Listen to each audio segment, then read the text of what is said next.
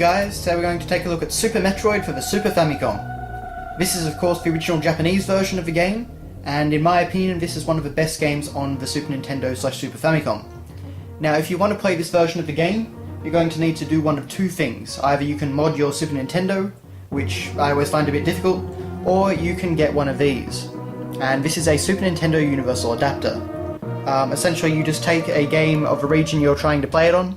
So for example, if I want to play it on a PAL Super Nintendo, I would plug in a PAL game in back here, and then you just plug in the imported game up here. Very simple and fairly easy to find on eBay.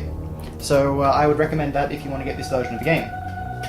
But moving right on, we have of course a fantastic front cover here. We have Samus on the front shooting her arm cannon, probably a charge shot I'd imagine. And we've got, of course, Ridley and Kraid in the background, two of the game's principal bad guys. And of course, sporting their new designs, which are very different to how they appeared in the original Metroid. We can see some of the vines down there, and some of the cavern walls and things like that from Brinstar. Over on the far left, we can see the Chozo ruins, as well as a space pirate and some of the hopper enemies from Brinstar. But yeah, it's a pretty jam-packed front cover, and it looks really great in my opinion. Moving along though, we of course have the side of the box. And both sides actually slightly continue on the image. As you can see there, we've got some rocks that continue on from there. But aside from that, we've just got the Super Metroid logo, and of course the Super Famicom logo. And it's pretty much the same on the other side, just a little bit less interesting to look at. We actually have a bit more of Kraid over here, and we've got the standard white writing of Super Famicom in English and Japanese. On the top of the box, we have Super Metroid, just written out as normal. And then of course on the back of the box we have a few more interesting things. Of course we have a Metroid in the background, and it's just standing behind Samus Aran. It's a pretty big Metroid, so I'm assuming that's supposed to be the baby, but it might just be the way they did the back cover. Of course we can also see that Samus, we have some artwork there of her using her screw attack, which looks very cool. And we also have 3 screenshots showing off the grapple beam, Samus's new suit upgrades, and a battle against the Spore Spawn, as well as a screw attack icon. This is probably a good time to point out that I do not speak Japanese, so the only words I can read on the back of here are Samus Aran. But anyway, yeah, I think it's pretty similar to the English version. But moving on, we have of course our manual. This of course is just a reprinting of the front cover of the box itself, and that's pretty much all you're going to get. It's nothing very exciting. But inside we'll find we have a full-coloured manual, lots of story information on the first 4 pages or so. We can see that it actually covers pretty much the same ground as Super Metroid. I'm not sure if it's actually written any differently or not, but it does look to be a little bit longer than the actual game opening to me. But it's nice having all those different scenes in the manual, particularly because they're scenes from the first and second game which have been enhanced with Super Metroid graphics.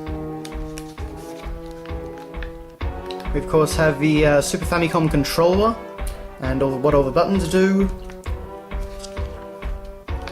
Have some nice artwork of Samus there, as well as this neat blue texture. Now one thing that is very unusual is, you can see on this page we have an option for English text and an option for Japanese text. And this is a really great import game because you can actually play it in full English.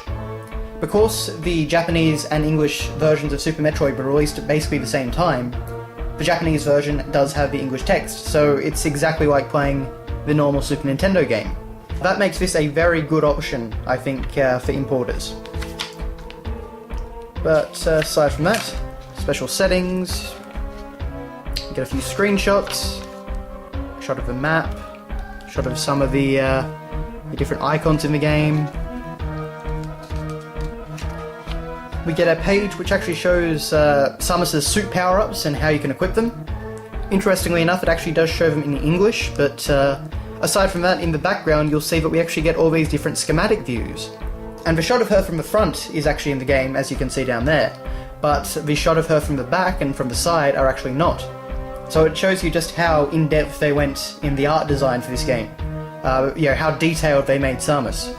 We soon come to a very nice little map that actually shows all the environments in the game.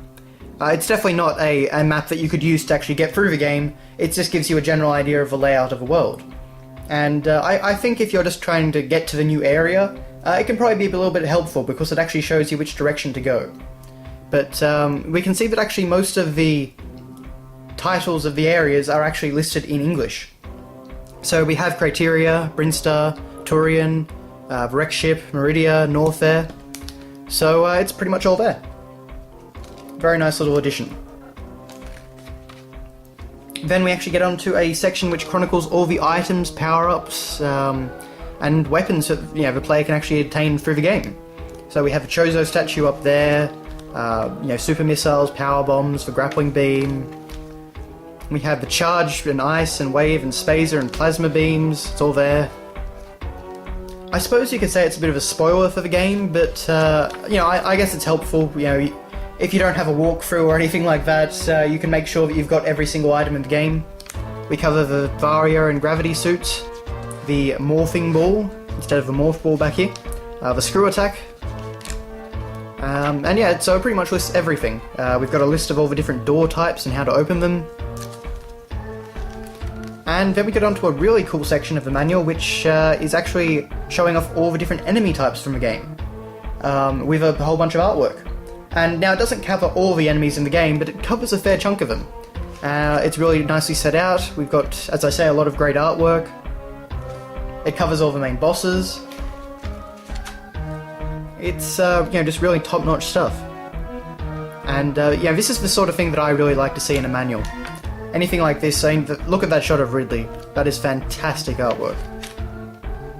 We've got Dragon there. And one little detail that you can notice in his artwork, but not so much in his actual sprite, is that he's got these really creepy looking faces coming out of his head, like they're sort of souls he's absorbed or something, which actually would make a lot of sense considering that he drains your energy.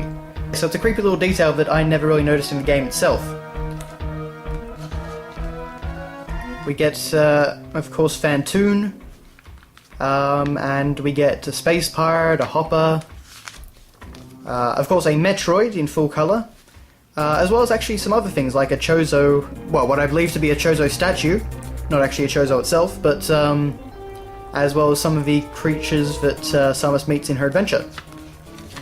And we just end with the Screw Attack logo and a little ad for something related to Super Metroid. It's got another piece of artwork of Samus that, to be honest, looks a little bit older or less polished than some of the other shots in the manual. But anyway. And then on the back we've just got the Super Famicom logo. Now if you're wondering if this is any different to the US manual, it is actually slightly.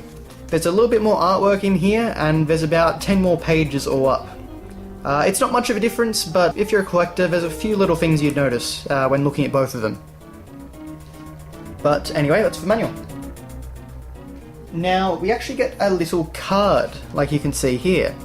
I don't really know why this is included, but it basically just shows you all the controls, and on the back it actually shows you all of the different items in the game.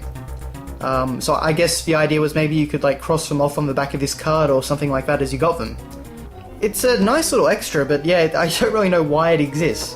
But it's fairly high quality, it's printed on some kind of glossy paper, and it all looks very nice. And finally, of course, we have our cartridge. Inside its classic plastic sleeve. So we can see that we've actually got something a little bit different from the front cover. It's still in very good condition, it's very shiny, but we have Samus basically doing a different pose from usual in front of a very giant Metroid, which I'm sure is supposed to be the baby. And looking at the thorns in the background, I'm going to say that this is the same Brinstar artwork from the front cover. All looks very nice.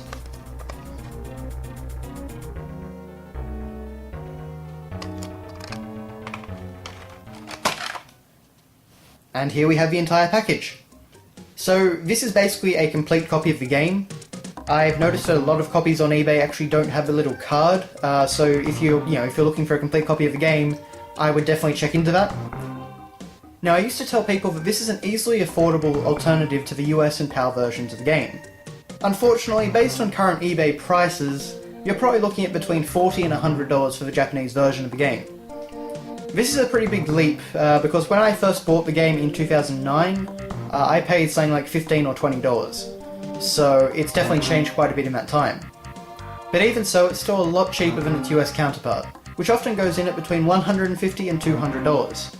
So I think I can still recommend this as a cheaper option.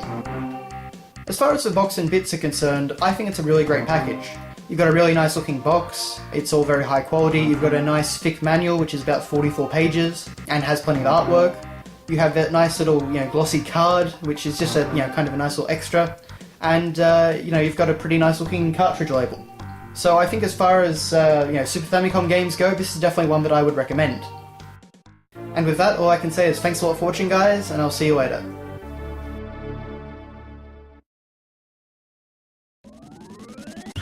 If you'd like to check out some of my other videos, we've got a little selection here. There's a review, a let's play, and an unboxing. And if you enjoy my content and want to see more, feel free to subscribe. There's new videos every week.